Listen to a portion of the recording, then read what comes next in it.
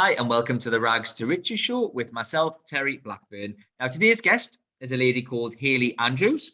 She's been in property since around about 2002. She's done everything from £50,000 buy-to-lets up until £86 million development she's currently looking at the moment, and everything in between. Really knowledgeable, really intelligent lady. She's been on Sky TV. She raised the eyebrows when I said intelligently. Just for the sake of people that just listening. She's been on Question Time with John Howard. She does a lot of TV stuff. She coaches and mentors people all over the world. Be a good episode, and there'll be plenty of knowledge and lessons I feel in this one. And the scale that Hayley's went to in 20 years is quite substantial. So I'm sure there's some inspiration hidden in this episode as well. So thank you for coming on the show, Hayley. You're welcome. It's a pleasure to be here. Thank you so much. No, thank you. I know you're very, very busy, as am I, so we'll get straight into it. So what we like to do, Hayley, on the show, we like to talk about three parts of your career. So first part is just how it started for you, how you got into property briefly. The next section is what everyone is normally interested in, which is the growth part. So any key highlights, any key deals, any key lessons as well that you've learned over your sort of 20 years in property. And then the last section is just where your attention is right now. What you're looking at going forward, what you're looking at currently, what's kind of next for you. So if you could start, Hayley, just by focusing on that first part and tell us a little bit about how you started into getting into property, would be great. Okay, sure. I'd love to give you an exceptional, inspirational story, but when I started 20 years ago, the first property I actually purchased was my home. And I was an accidental landlord. When I moved in with my husband, I actually switched that to a buy-to-let and was hooked from there, really. I did it all wrong, obviously. I had no education or anything like that. I wasn't focusing on cash flow. I was really collecting property for many years, and the sole purpose really was, I loved my job, my husband loved his job, was really just to create a pension plan. So there was nothing creative around it. They were just standard buy-to-lets. I've always been super good at, my favourite thing to do is negotiate. So I've always been very good at negotiating below market value and creating those kind of win-win situations without kind of the educational training behind me. So that must just be a skill I was born with, I guess. So negotiation is one of my favourite things to do. So even though, I wasn't very creative or anything like that, I did acquire quite a large portfolio just the conventional way. Saving up the deposit money, buying another one. My structure and everything was incorrect because we purchased in our own personal names, both mine and my husband's. The mortgages we were on were repayments, so we wasn't focusing on cash flow. We had a good level of income, so we were able to build quite a decent sized portfolio, but we wasn't really making any money out of it. We thought we were great, Just to jump in there, sorry, Hayley. So what did you and your husband do? You mentioned well-paying jobs. Just out of curiosity, what is your background? What were you doing at this point? So I was in the leisure and tourism industry and recruitment, I researched data for hotels. So it's quite funny that it's done a full kind of circle, and that's one of my favorite strategies now is serviced accommodation, and research behind it, getting the right location is very key for that particular strategy. So those skills kind of came into our investment and development business anyway. And my husband was an Oracle developer, so self-employed contractor, so he wrote computer software, I believe. Not my area of expertise at all, but he was paid very well. We were both on really good income.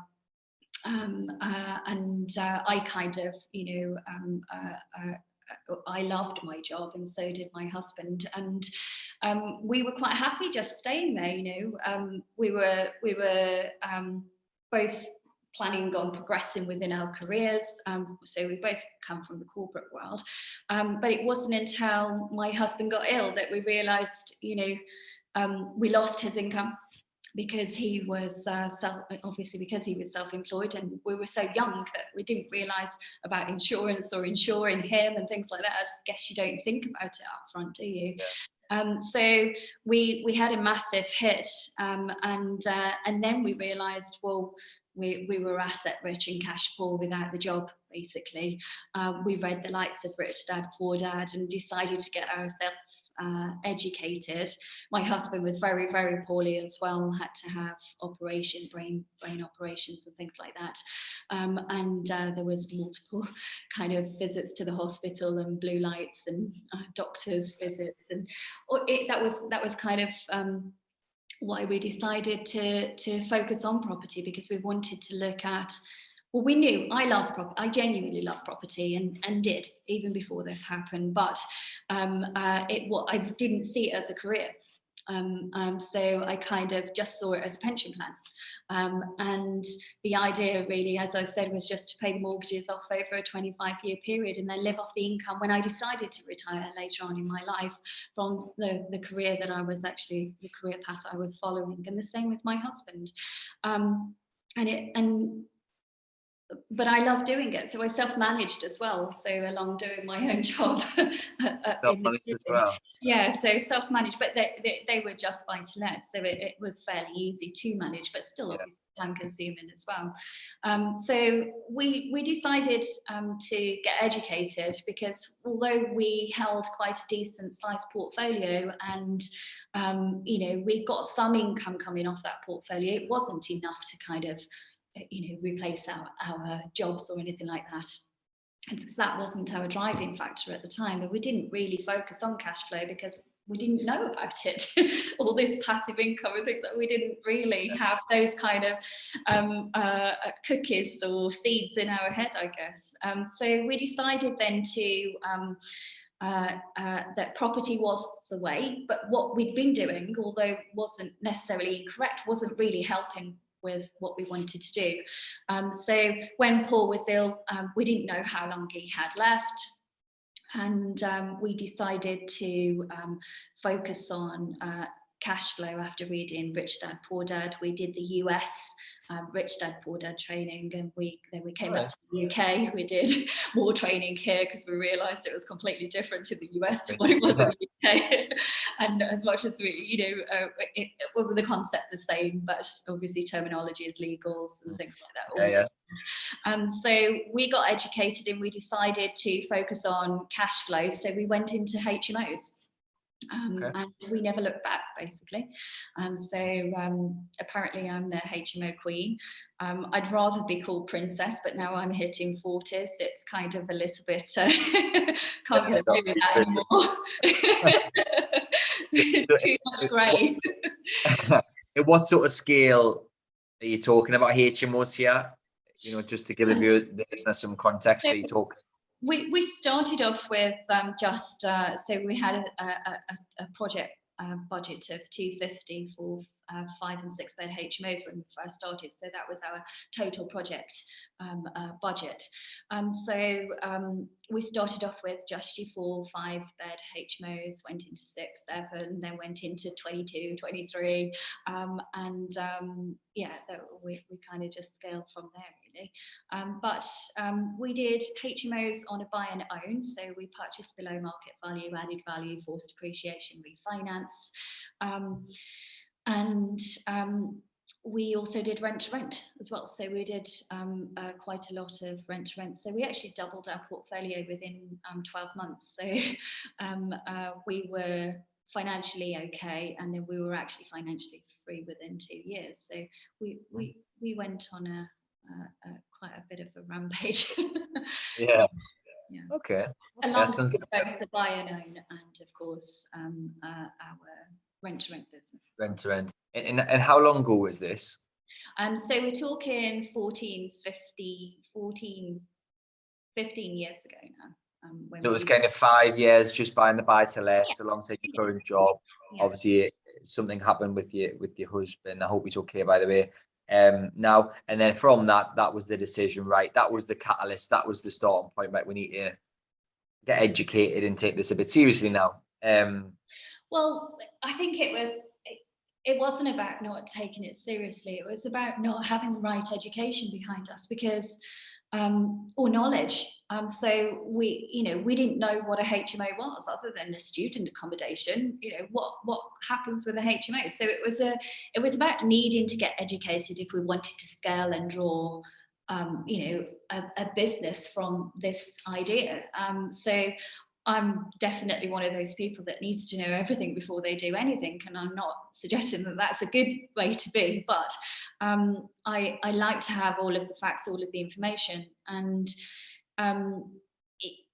once seeing all of the different strategies, both HMOs and serviced accommodation were the two that really sparked my interest, because cash flow was what we was looking for, because we needed to replace our income fairly quickly as a result of Paul's illness. I had to cut my hours back as well to take care of him, and while we were asset rich, because we've got a decent side portfolio, we were cash poor. So cash flow needed to happen fairly quickly. So the idea was, get to the income level we needed to achieve, and then revisit the business and say, well, okay, where do we go from here? And that's really what we did. We did. Fair play, fair play. And fast forward to now, 14, 15 years later, you're buying some real large developments, 86 million and all these big numbers. So what happened in between? So was this a gradual thing? Was development always something that you were interested in, or did it just kind of spiral into that? Because you're saying your passion's kind of HMOs, service accommodation. How's that transition went, and why really? Yeah, so, I mean, my passion is property. I love the industry. I think that, and I love how there's always something new to learn. I would never sit here and say I know everything. I don't. Even after 20 years, I learn something new every day. And I think that's what I love about property, and the people that you get to work with. And the freedom and lifestyle it allows you to have. So I'm not one of these people that will say, oh, income is passive, it's property is passive. It's not. I've worked hard to get to where I am now, as you have, and everybody else that's successful and within the industry. It's a hard slog to get there. And in the beginning, I did leave a job and create a job for myself. I did everything wrong, and I worked harder than I'd ever worked as an employee. So I think the concept of passive is definitely not true. But it was just so interesting all the time. So you always doing something new. So while I had no desire to do 86 million pound sites, 5 million pound sites, or even 2 million, our project budgets when we started out was like 250,000 pounds in total. So we were buying 160,000 pounds properties, doing the renovation, etc., refinancing, and we were doing that really well because I was negotiating genuine below market value, and being the go-to person in the area, and really creating a funnel of deals that were coming through. So we were buying right, and I think that's the most important thing, really, isn't it? Buying right, getting the right audience, and making sure that you're able to refinance it at the levels that you're expecting. But I never thought about doing development. We had a cash flow figure in mind. That changed over the years. Of course, it does. You want to do more, and you're okay. We got to that point. How far can we push it? What's the next stage? So that kept changing over the years, and then it came more about the experience than the money, and that was a really nice place to be. In the beginning, as I said, I did everything wrong because I'm a control freak. I did everything myself. I project managed. I sourced all the materials. I even filled skips. I went to pick up materials. I was really hands-on.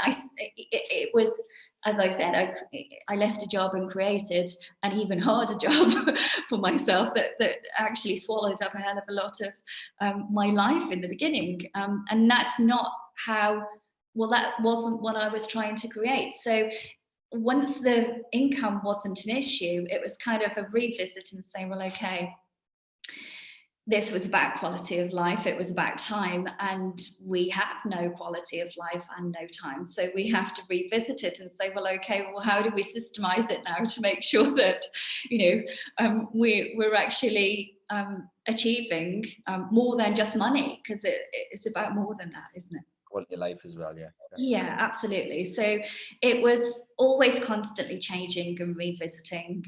So while the core values were always the same and the object was, the goal was the same, the way we got there, would change year by year, because you would grow as an individual. You learn new things, you make mistakes, you learn from those mistakes,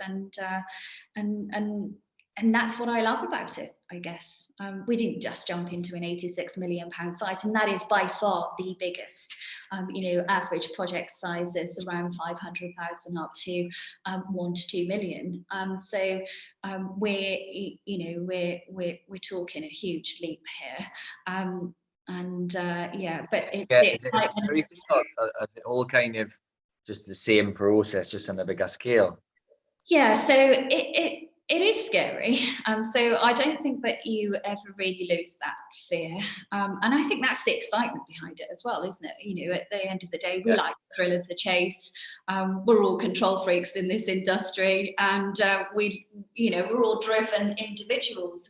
There's something we're looking to achieve, and by God, will we achieve it? And I've always been that type of person.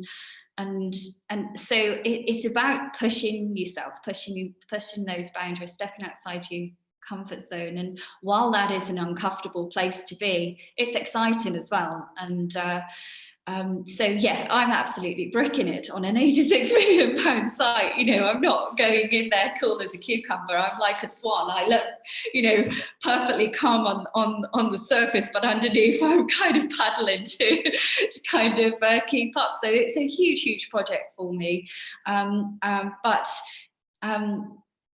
it's kind of the next steps, so it's not just about jumping into a deal that big, and I haven't done that. It's about breaking it down the same as you would a smaller site. It's just bigger numbers, I guess. I love that. Numbers, yeah. I'm just a couple of questions that came to mind when you were saying that, you've got this love for property.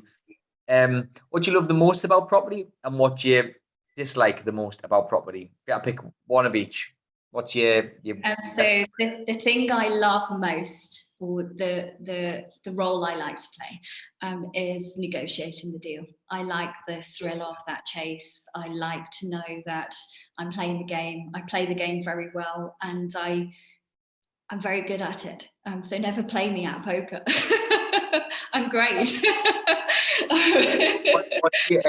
What's your tips for negotiating then? If you've clearly done it a long time, you've clearly been very successful, and if that's what you like and you feel it is your strength, what could we share with the listeners as your top tips for negotiation?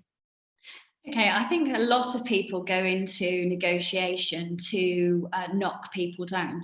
And while that is, of course, what we're looking to do, we're looking to get it at the right price. It's about mindset, isn't it? So I think how I do things differently is if the deal absorbs the price, I'd be prepared to pay it. But I show how it doesn't, with facts and information, and I going there super positive. I'm very good at communications. I'm great at creating relationships, and even better at keeping them. And I'm genuine with my approach. If I can afford and get what I need out of a deal, and pay what the seller is looking for, then I genuinely would. But that doesn't happen very often. And so, and as an investor, so we have to look at the margins that we're looking to achieve, and and then we say what we can pay for it. We can do that with positivity, I think. And I think a lot of people take the opposite approach. They say, oh, it needs a new roof, or it needs new windows, or there's a drain that's collapsed there, or there's a tree that's really big. This is going to cost this, and this is why I can't pay it. I go in with the opposite approach, where I say, I would love to pay you asking price for this property. It's perfect. I can see this property in my portfolio, and I'm super positive about it. You know, great light, great location, fantastic. And then I back up with figures of what this is the margins that we're looking to achieve. So while I'd love to pay you X amount for it, this is what I'm able to pay based off the margins that I need to achieve. And I open up the conversation that way. And I think I don't move from there. So it's probably, I hope nobody that I'm negotiating with at this moment in time is watching this program, by the way. I won't put you for my deals. But I approach it with positivity and genuine facts, and I show those facts. I don't hide it. I have, independent valuations carried out. I get quotes and things like that, and I go back with factual information, and I don't force the point either. So I don't think that I'm aggressive in my approach in negotiation, which I think a lot of people think you have to be, and you don't. You can be likable and still get what you want. It's not about someone winning and someone losing. It can be about two people winning, and you can walk away, with it's like you can walk away with both parties gaining what they needed to achieve from a deal, and it genuinely being a win-win situation. So I think if you go into negotiation with that mindset, it's a much better approach. I mean, like what you said there, because I think you're right. Thinking back, maybe more towards the start, for me personally anyway, your view in negotiation is, I need to get this property down as low as possible. I'll offer 50%, and then it gives us room to get to 25% below market value. All these things, and you said it there. I used to start with the negative, the reason it's got this wrong, it's got that wrong, it's da. And you kind of, people would rather deal with a positive person who loves the property than a negative person. Even if what you're saying is accurate by saying it needs X, Y, Z, you can still say it needs X, Y, Z, just in a more positive way. Yeah. I think that's really good what you said, and you're spot on. Obviously, you've done it a lot longer than me. But I think, I've been in sales 12 years heavily in my main business, and I know how to sell to people, I know how to persuade people, and I know how to negotiate as well. And you're completely right. You'd much rather deal with the positive, happy, polite, kind, transparent. You definitely came across as really transparent there. You're not hiding, you're just saying, I need to make this margin and this is why. People would rather deal with the honest, transparent person than the person that's shooting the property down in flames because they want 50 grand off. Every man's home is his castle, and whether we see it as that, as an individual that's looking to purchase, it may be all that they have, and I think it can offend people, and I went in exactly the same as you. When I first started out, I did the courses and that, and it's very aggressive approach, right? You always do below, you can't come down, you can go up. Well, in actual fact, you can go up or down, and I don't think that's it didn't work for me, because that's not me as an individual, and I think that much more soft approach and positive around the whole kind of situation, and understanding and being genuine always works better in business. It doesn't matter whether it's negotiation or any other person that you're working with, even if it's not the best cards on the table. People will still look at you and remember you, and would want to deal with you, and actually take that into the negotiation in their own mind to say, well, actually, they may be offering £10,000 more, but this is a sure thing. She's showed me proof of funds. She's showed me why she needs to pay this. She's got a good track record. She's been honest and open throughout the whole process. It's going to be much better, quicker route to go down this way. So it's not always about what you offer. It can be about what you have to back that up as well. So, always make sure that you go into negotiation with, proof of funds and good, solid people behind you, and be able to answer questions very quickly and confidently as well. Yeah, no, completely agree. confidence in any, because negotiation is just selling, right? You're selling Yeah, to them why you're going to buy it for this. Confidence is such an obvious thing that you need, but it's such a, I wouldn't say undervalued, but it's kind of like a forgotten thing. Like they teach you all these ways to say things, but I could offer you a certain price with lack of confidence or with confidence. You're a lot more like, I can be saying the same things, but based on my tonality, my tone of voice. If it's in person, your body language, you come across, your voice is very, very like, comes across really like pleasant. And I can understand why, if you can't see you, people would paint a picture in their mind of what you look like. Because that's what you do, right? When you're on the phone to someone, if you've never met them, you paint a picture in your mind of what that person looks like, right? I don't know where this is going, but No, but you, there you, you you, go. you, you sound really, really pleasant on the phone, is what is my point. So, like, if you're negotiating with someone over the phone, if you've got a really monotone, a really low tone of voice, they're thinking, oh, he's grumpy, he's negative, he's whatever. But you sound really, really pleasant, kind, honest, just from your tone of voice, because that's all you have at your disposal, right? Yeah. To give them an impression of who you are. You can back it up with proof of funds, obviously. You can say the right things, speak with confidence, but your tonality of your voice is a really important thing. And I think you've naturally got that. You've got a Yeah, really I pleasant think tone. that comes from mindset as well, though, doesn't it? Because if, as you said, if you go in there thinking about what can I get out of this, you're giving off a different vibe.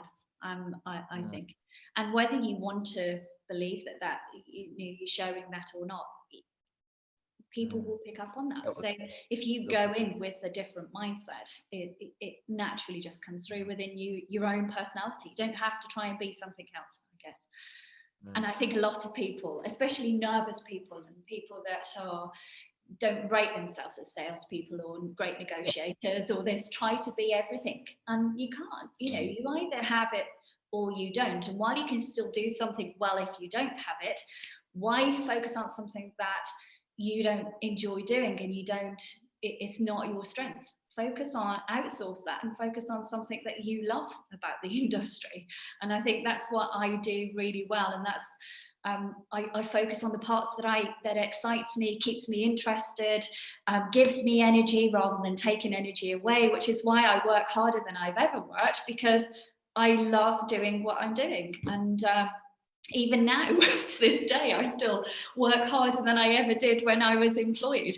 But it doesn't feel like work, because it's a choice. And I suppose that's all I ever wanted, the choice to say, well, okay, if I want to take 3 months off, I can.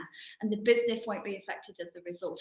And it'll probably grow better without me, because that's the people that I've got around me now. Whereas, I think a lot of people try and fit all of those boxes and be everything within their business. And while you can do that, and you can get by and tick those boxes and do a good job and still deliver, it will have an impact on you as an individual and your overall performance and your team as well. So we very much look at focusing on working in flow. And working on the things that you enjoy doing and your true strengths, exploiting that as much as we possibly can, and then outsourcing and calculating all of that, additional fees that we would have to pay, building it into the deal itself, which takes care of the business. So yeah, I think that's just natural. Everybody wants to do everything, and I've said it many times.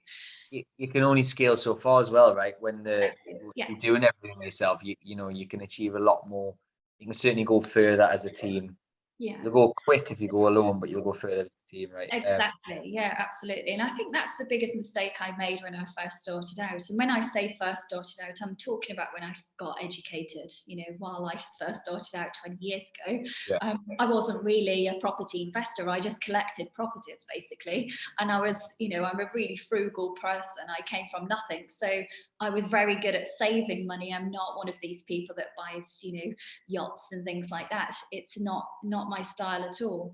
And it was never about the money for me. I just needed the money to create the time. So, I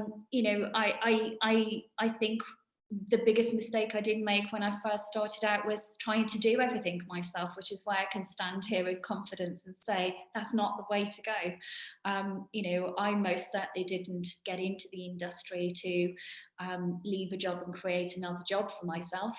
And I don't think that that's what many people are coming into the industry to do. You know, it's more about, if you really drill down of why people come into the industry, it's more about the freedom of time. And obviously you need money to be able to have that. So I think that's the biggest mistake I made. I didn't value my time. Yeah. I'd like to focus on the team aspect in a sec, but just going back to that other question, we're talking about what you really liked. What's the one thing that you really, really dislike about property? Property management. Hate it. You're still managing house? Have you got a team that do that, or do you outsource? So I own a management and lettings agency, an estate agency. Right, okay. So they do it for you.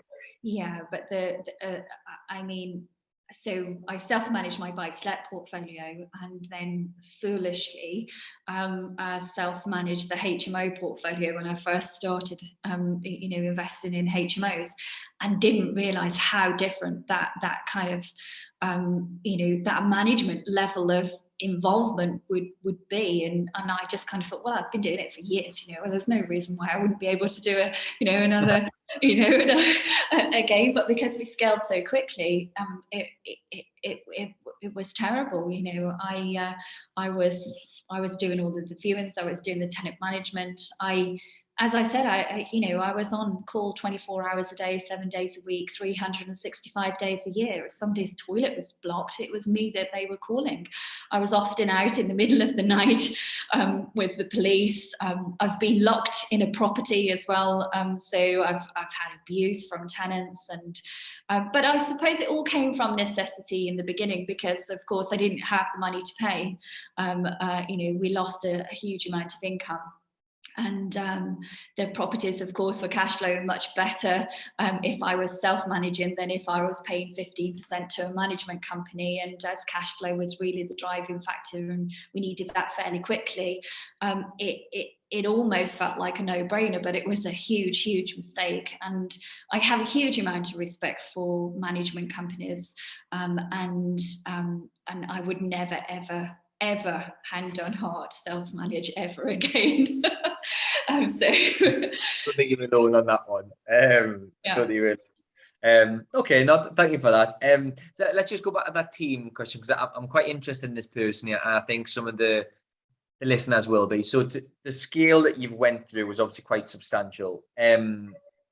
What's the key members of the team that you have now, or key members of the team that you'll need if you're going on a similar trajectory, if that makes sense? What are the key? I mean, is it, obviously I know you've got your property management business. Have you got VAs? Have you got assistants? Have you got contractors in-house? What does that team kind of look like now, and how's that went over the years?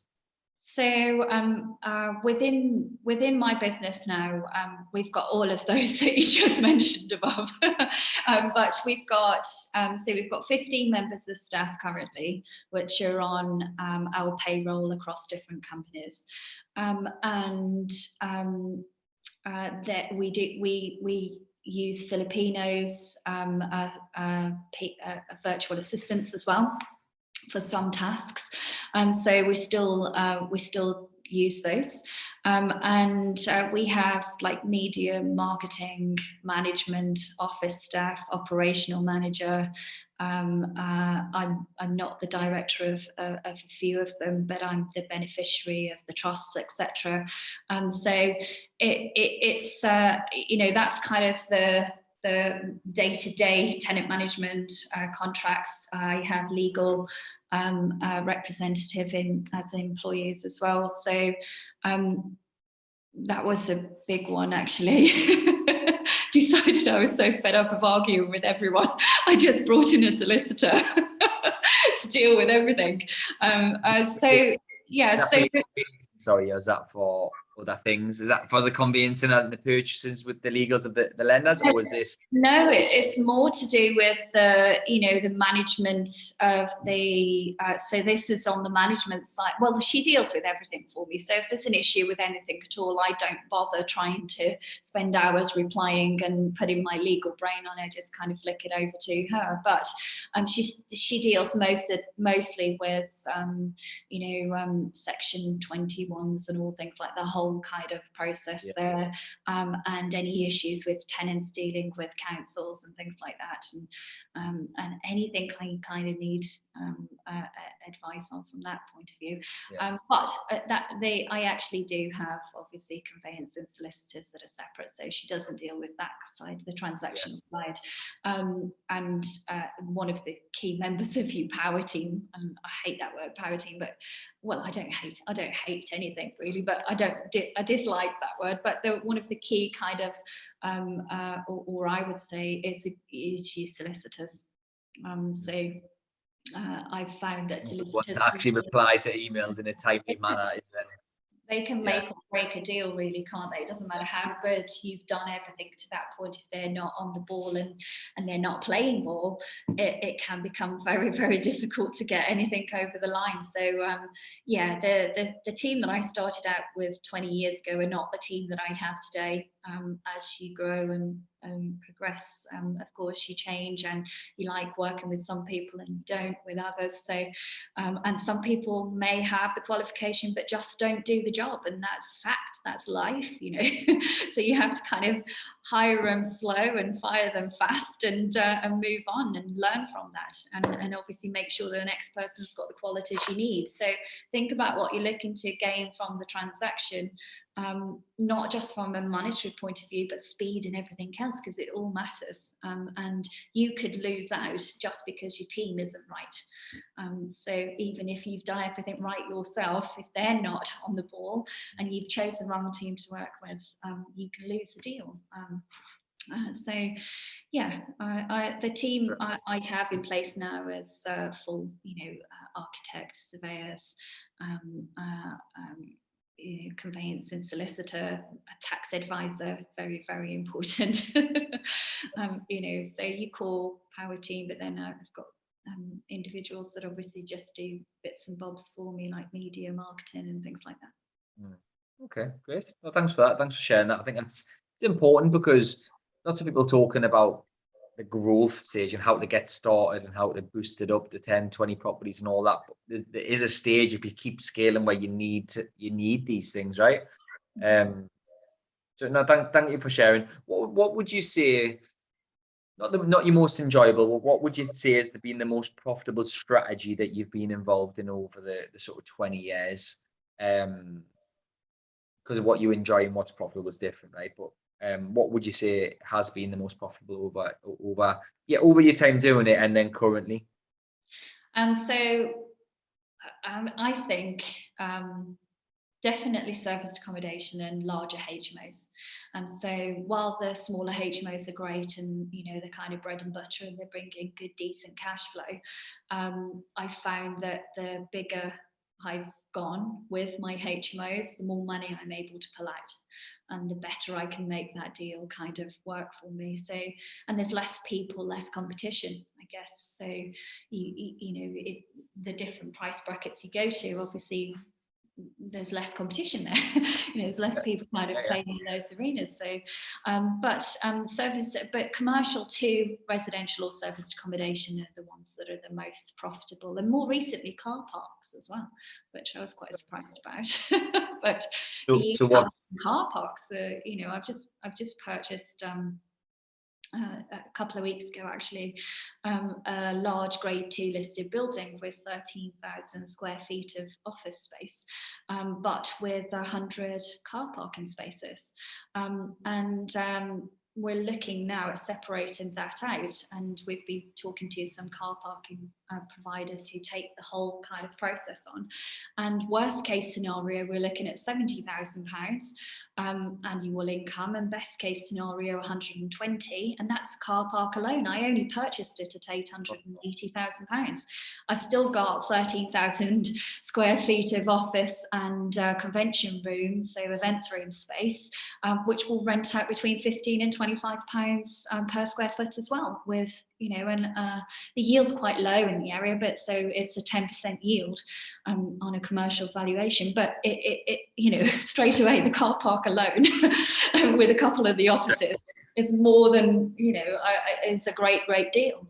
So I must say, the car parks, I might actually start going down that route. It's completely hands off, 50-50 kind of split if you want to set it up that way. And if you get the right location, can be very, very profitable. Not something I ever thought about. And the best thing, no tenants. So it's one of the reasons I love service accommodation. You can just kick them out if they don't pay, they don't stay. Simple as. That's interesting one. I've never heard anyone talk about that, but yeah, I mean, just when you said it, it makes us think about these multi-story blocks, and they're not exactly cheap. Some of them, if you go city centres, like it's not cheap at all, is it? Right? That's interesting. Just on service accommodation, are you going sort of city centres, or are you going more countryside? What's your strategy there? Well, I like multiple exit strategies, so I never just go one or the other. So I don't focus on holiday makers, although that we do get a lot of people that travel for leisure. It's more down to the shopping and things like that, because we do focus on towns and city centre locations. And that's on a buy and own and rent to rent. So I focus on, you know, beds for builders. I look at, you know, infrastructure plans, things like that. I look at, you know, a 5-year plan with my serviced accommodation. I do research to make sure that the visitor statistics are climbing year on year, and that there's growth in the area. I drill down to what's driving short-term accommodation in that area. I do a whole report on everything down to, you know, behaviour of the people that are staying, and what they're staying for. So I've always found that I always do it close to, you know, large, not universities, but colleges with university status that will have a lot of international interest. I drill down to that. I look at hospitals as well. So I tend to kind of focus around those types of areas, and good infrastructure, good transport links, any major projects that are going on, because the audience that I target is not really boutique type of hotel, it's more of your budget accommodation. But the numbers stack up, and of course you're able to purchase the properties cheaper as a result of, you know, perhaps it not being a major city centre location like Manchester or Liverpool. But yeah, I do Birmingham and the Black Country with my serviced accommodation, and although I do Conway in North Wales and a few rural places like that, it's more for myself and the family than really the business. The business for serviced accommodation of what I focus on is towns and city centres. No more than 10 minutes away is kind of my rule of thumb. Okay. That's good advice. I mean, I'm doing quite a lot of essay stuff myself, and like glamping, hotels and stuff that I'm really enjoying it. I'm with you, by the way. I find it more profitable. I find it more enjoyable as well, because I do get bored quite easily, me. So I got bored of buy-to-lets. I then done HMOs, I got bored of that. Yeah. So it's a bit more quirky. So SAS, just you can do weird and wonderful things, and you can, without letting the emotion get in, and design something that I would like. It's still a commercial decision, but it is a bit more entertaining, isn't it? And It is, because it's the nicer side, isn't it? Because it's completely different to our residential portfolios, whether they're buy-to-lets or HMOs or social housing or whatever. It's a service-led industry, so it is the nicer side of the industry, I guess. And you are creating kind of, your unique selling point, and you are offering a service. It's about the experience, it's about the service, and that's not always, as I said, offering boutique hotels. It could actually be more budget, but you still have a unique selling point. So it's more about a brand, and that's what I like about serviced accommodation. I think that it can just grow and grow and grow, and it's kind of like Monopoly, isn't it? 4 green houses, 1 red hotel type of thing, and that's what we've grown up with. That's the exciting side of it. So it is completely different. It is a business. The management of serviced accommodation as well. I love the systems behind everything. I love the way we can just pull data and we can see straight away in real life what is going on with that side of our portfolio. And you can adopt and change. You can do, dynamic pricing, and you can do whatever you want to do. And but as long as there's an audience there. So I think the exciting side of it is the fact that it is an experience, it is a service, and it is the nicer side. But it's also about pricing yourself right and making sure that the areas you're choosing are good, sustainable areas, and your business is going to grow. That's why I love it. I love data. I love collecting data. I love systems. And the reason I love serviced accommodation is because while it's much harder to set up, as in getting your systems right, your people behind those systems, your automation, everything is that little bit more to kind of do. Once you've set it up, you really can walk away from it. That it is more passive than your tenant, your residential portfolio, because once all of those systems in place, you could walk into my business now, my serviced accommodation business now, and there's an operational manual that will tell you how to do everything. Anybody can step into my business, but that didn't happen overnight. It took a long time to systemize all of that and to document it and to make sure that it was in a way that's understandable, that anybody can walk in and build, and continue the business day-to-day running of that business. And so that's why I love it. It is the sexy side, I guess. And so and the money is, while HMO, the cash flow from HMOs is fantastic, and and that I'm still very much buying HMOs and doing conversion into HMOs and cluster flats and all things like that. The money from serviced accommodation, if run correctly and you've chosen the right area and you have your unique selling point and you've priced yourself correctly, is triple the amount of a HMO. So every single time I made my husband, actually, because he has that ping app from booking.com. Every time you get a booking, it pings. I made him turn it off because he used to get so excited. More excited, we could be doing anything.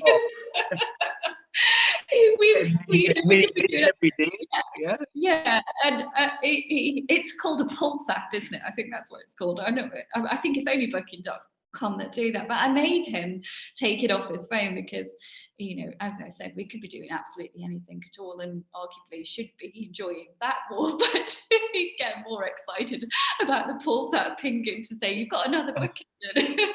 Yeah. I love that. It's a great industry to be in, and I'm excited for you. And actually, I probably should be interviewing you, not the other way around, for some of the things I've seen you doing. But I appreciate it. No, thank you. I do appreciate that. But yeah, just I'm in a complete alignment with what you're saying there. We're just taking it all. Well, back in the last year, we're taking it all in house, all the battle HMOs and the SA. And you everything you said that I can relate to in terms of getting the systems right in the pro. But I like business. I like that side of it anyway, and I can see that side. That's probably one of my main focuses is the glamping plus the SA city centre, and I'm doing the whole this stuff as well. But I love it. I'm completely with you. It's been a great episode, Hayley. I could talk for quite a while. See, I've moved on some other questions I'm going to have time for, so I do apologise. Maybe do a part 2. What I like to end on with everybody is the same question, which is the show's called the Rags to Riches Show. So what does being rich mean to you, Hayley? Because you can be rich in money, assets, time, whatever. What does that phrase mean to you, being rich? So as I said, I came from nothing. I grew up on a council estate, so it's never been about the material things I can buy. So I would say being rich to me means truly wealthy, as in I have peace of mind, I have confidence and security, and I have that freedom to choose what I want to do, and that's what allows me to keep growing as an individual, because if there's something I'm interested in, I can go do that now. And I think that's what being rich really means to me, having that freedom of choice. Love that. Great episode, Hayley. It's been fantastic. Fair play to everything that you've done and you've achieved, and you're achieving. You're not done yet. Yeah. For sure. I can see that. You can see that from a mile off. If anyone does want to reach out to you, Hayley, and follow your journey, look at what you're doing, I know you do coaching and things. What's the best way for someone to reach out to you or connect with you? Well, I'm on all social medias as Hayley Andrews, and of course I have Your Freedom Empire. So you can just pop onto our website, Your Freedom Empire, find out more about us, book in a call with me or one of the team if you want to have a conversation. But yeah, I'm on LinkedIn, Instagram, Facebook. I'm not on TikTok yet. I've been told. Don't do it. I'm going against that TikTok. I don't Everyone's think saying TikTok. Go on TikTok. I ain't doing no 5-second videos. I don't know about you. But yeah, no, fair play to Hayley. Thank you so much. Have a fantastic rest of your day, and thank you for being on the show. Thank you. Take care. Thank Bye. you.